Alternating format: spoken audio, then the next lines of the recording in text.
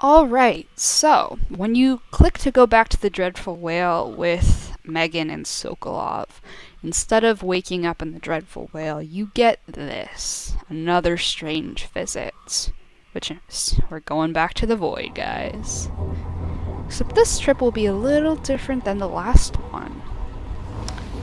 But they will both have the same amounts of overwhelming exposition. Although this one is more annoying, I think, personally. Okay, so, yet again, we wake up. You have our new souvenir, which is that you can't use your powers, and your mana is drained, interestingly, which is important. The outsider doesn't drain your mana when he pulls you into the void. You can open the door. Blood flies. This should be your hint at who we're gonna go see. The void. But Welcome somehow to different hell. this time. It's more viney, more thorny. Look at that. Strangling something.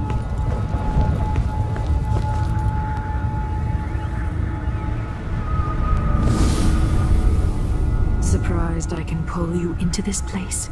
The outsider marked me long ago. I made you flee your precious tower and turned your father into cold stone. How difficult for you. But when I was young, sweet Jessamine and I were close as sisters, sharing a secret. Emperor Kaldwin had another daughter, born in shame to a kitchen maid. We're Am gonna I get dreaming? If not, how is Delilah doing this? We're gonna get Delilah's backstory here. Or at least this edition of her backstory. It changes depending. Brigmore is a little different, but I'll compare them later. But yes, this is also where, if you didn't already pick up on that from her not being able to be killed and her witches that have whooshy powers like she does, she is marked by the outsider. So let's go find out what Delilah has to say for herself before I talk endlessly about Brigmore. I told you, we're over. Perhaps next year. You said that last year. Jessamine is younger than me, and she's a court every day. This is, well, it's complicated. You'll understand someday. What did I do? I'll be good. I swear. Next year, I promise.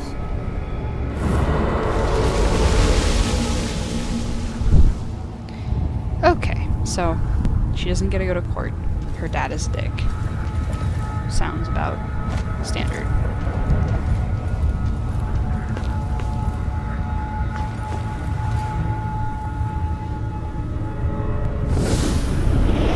During the day, Jessamine and I played games in the tower.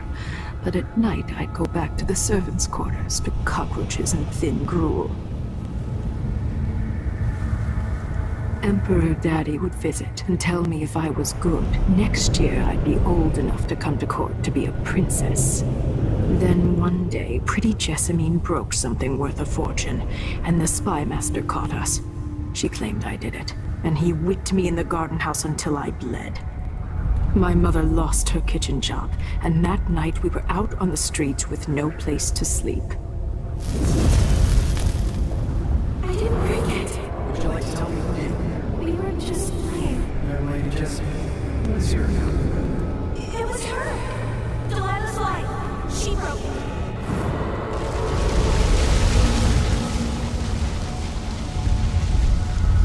Alright. So, we'll get more. I'll hold off until we get to the thing. I will hold off. I will shut my mouth. Mouth is. Oh my god, don't die.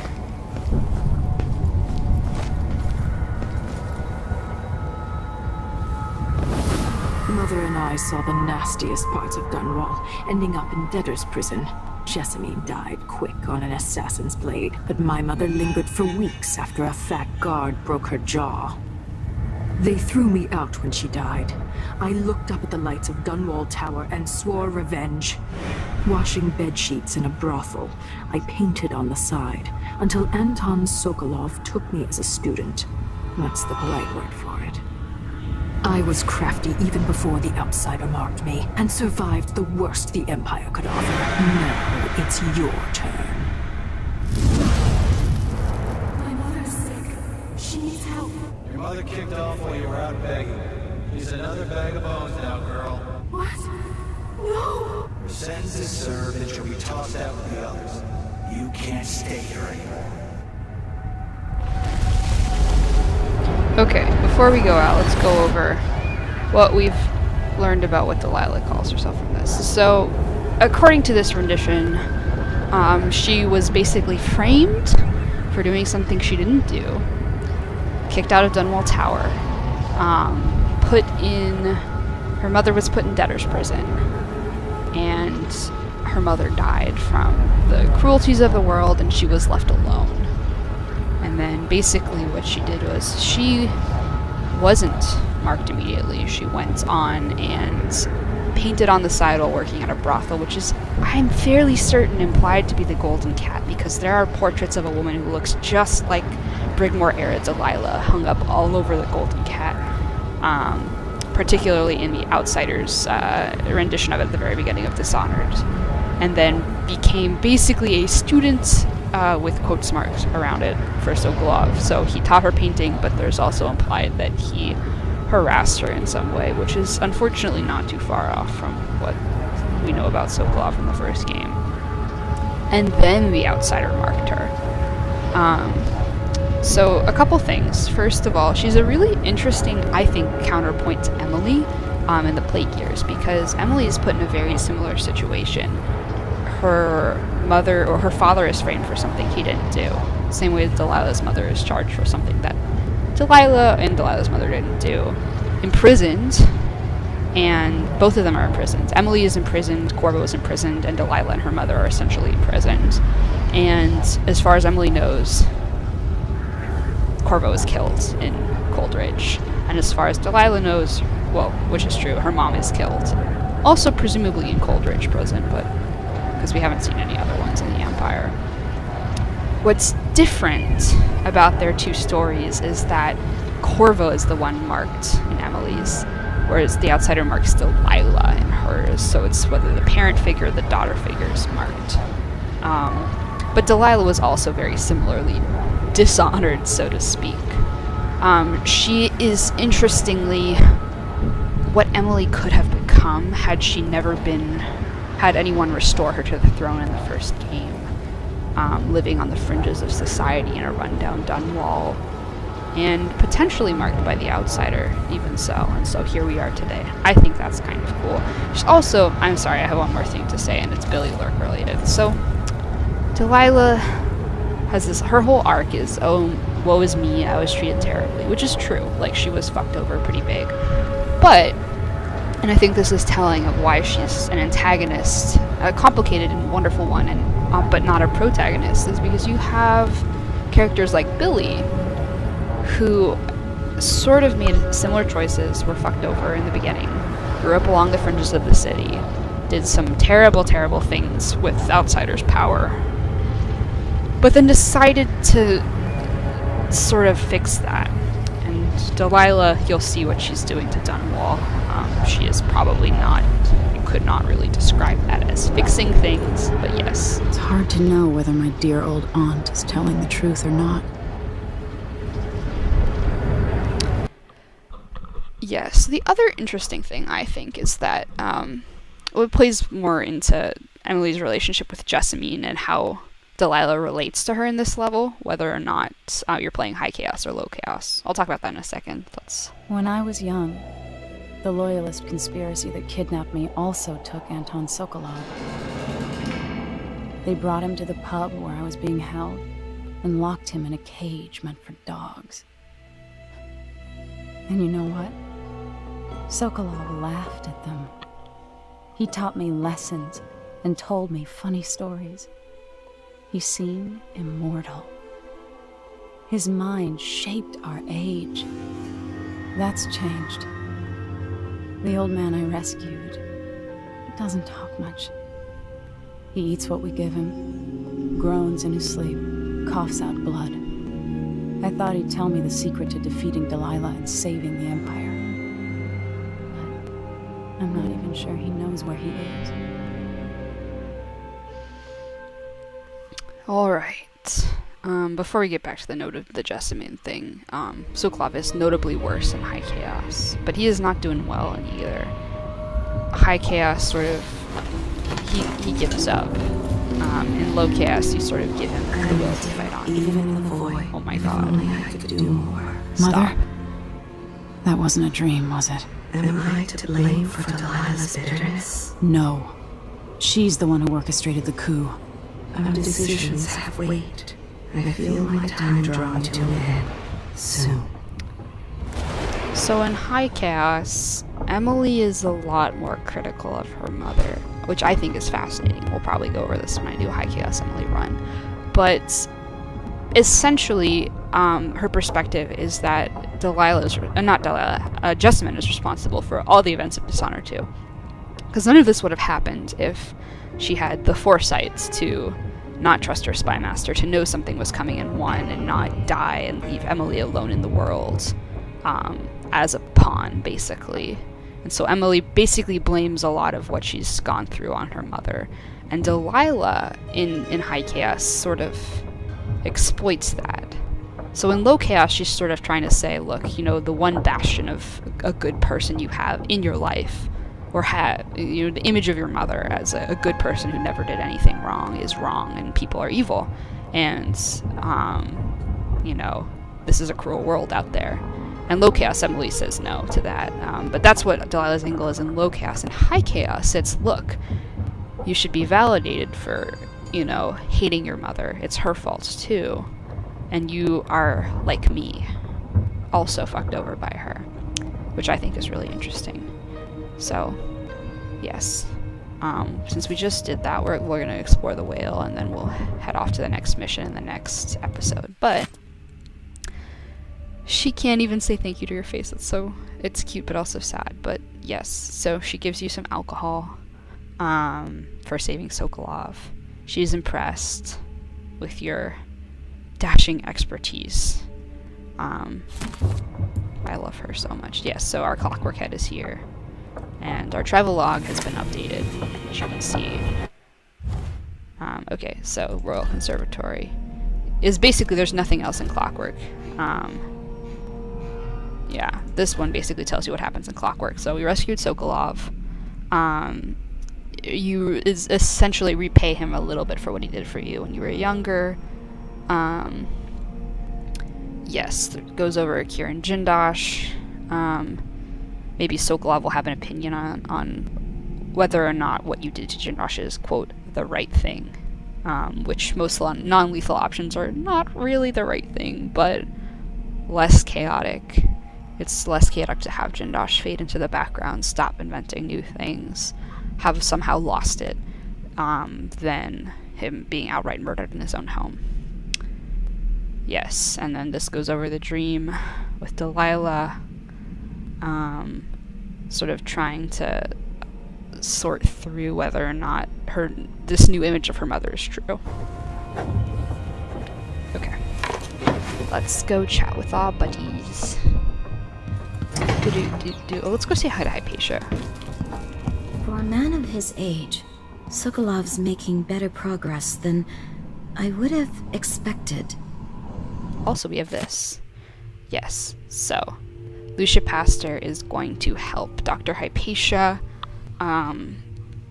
out in the Dust District, and she's going to treat the miners, which is good for us. Yes, so Lucia keeps her safe from the Duke's men. She goes off to help people even before you stop the coup. You can chat with her. Good to see you're still with us. Thank you for helping, Anton. Sokolov's not the only one making a rapid recovery. I'll be good enough to leave soon. There's a lot to do. Of course, unless the Duke falls, he'll undo my best efforts here. Then we'll have to make sure Duke Luca Abel doesn't overstay his welcome. Karnaka's key leaders are flawed, for certain. After all this is settled with the Duke, and the time of the coup has passed, whichever ones are left standing could change things here. Consider that, as you come face to face with the Duke's remaining associates. I appreciate your thoughts on the matter, Alexandria. Yes, so she basically deals with what happened to her by throwing herself into her work and trying to do good for people, which is a pretty nice example, I think, personally, and one we can emulate. Yes. We still can't go into Jindosh Megan's wanted room. me to help him with a rather complicated problem. It would have enabled him to make his clockwork soldiers at a fraction of the cost. Clever man. Not clever enough. What's wrong with people like that? A restless mind and an empty heart, perhaps. Jindosh would have snuffed me out as soon as he got bored. I appreciate what Emily did for me, freeing me from that place. I searched for you, Anton. I would have found you. I knew you'd try, Megan. They kept me going after they gave me to Jindosh. Either way, you're back now. Okay. I'm glad. So, where we're going next? The Royal Conservatory. This place was commissioned by my grandfather in my grandmother's name. So we're gonna go shoom through the canal up to Sit Syria down Gardens, when you want to talk. and then the Royal Conservatory. One of the more elaborate structures in Karnaca, closed to the public. Remember how in the More beginning of the we were Duke's questionable talking rulership. about the Royal Conservatory, which is also closed because Brianna says so. And now we get to look at, I think, yeah. Jindosh won't be making his army of clockwork soldiers. Let's start this briefing. Anton, when I brought you back, you could barely speak. But it's been 3 days. They tortured him. His body is covered with bruises. Delilah has the throne, and my father is missing. This is Anton Sokolov, the greatest mind in the Empire. No, Emily. Megan is right. I can make electricity move from one side of the room to the other, but Delilah is beyond my understanding. When I came to Sarkonos, I meant to leave everything behind. But when the assassination started, I couldn't ignore it. By the time Megan and I connected the murders to the Duke, it was too late. The Crown Killer came for me. It kept me alive from my knowledge, but I saw things. Jindosh often had a visitor, Brianna Ashworth. She's the curator of the Royal Conservatory. Yes, Ashworth is dangerous, as obsessed with the occult as Delilah. Apparently, she's working on a device called the Oraculum. There's more to her than either of you know. Yup. If Ashworth is one of Delilah's lieutenants, I need to eliminate her. Who knows what this device is capable of, Megan or knows. what she's up to.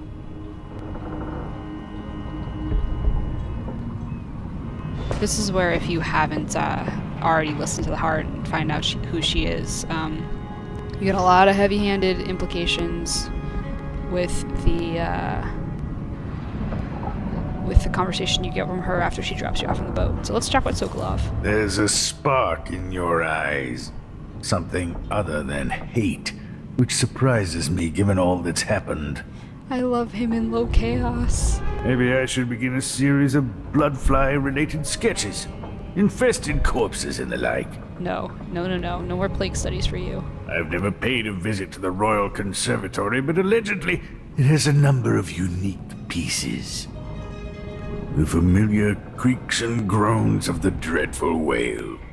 I lie awake listening, just to remind myself I'm safe again. Alright, that's all you can get from Sokolov.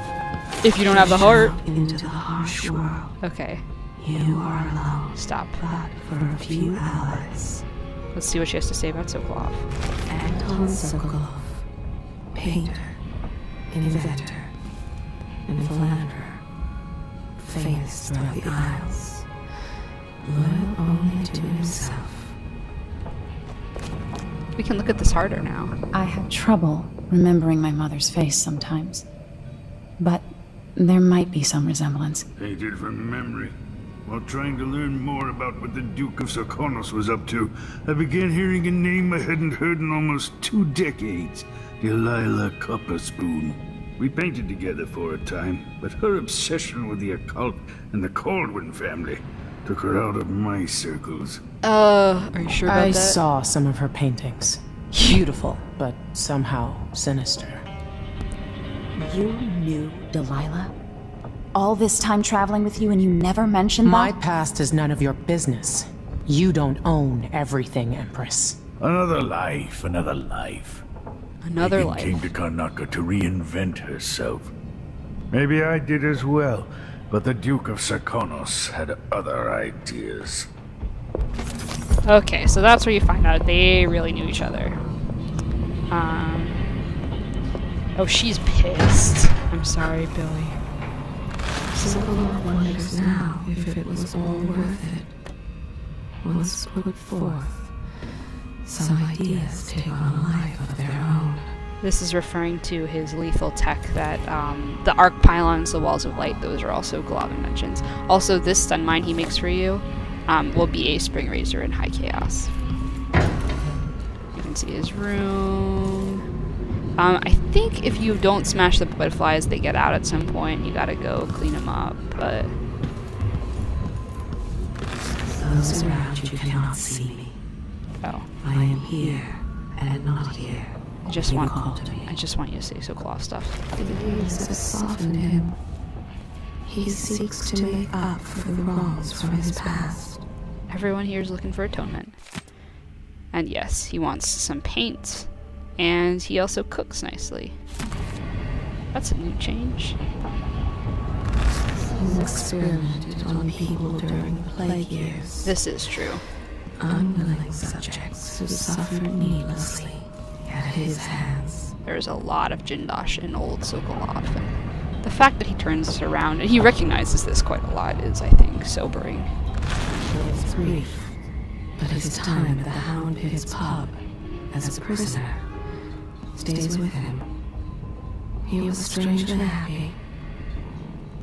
It'll be good to see the Royal Conservatory, even if it's closed to the public. His guilt within him for the things he did. Yup. But curing the rat plague saved so many. This is true. Not so long ago, the nobles vied for his attention, sent him gifts and flattery. Whose invitation would he accept? Whose portrait would he next paint? His past torments him. Can he ever atone for the pain he's caused?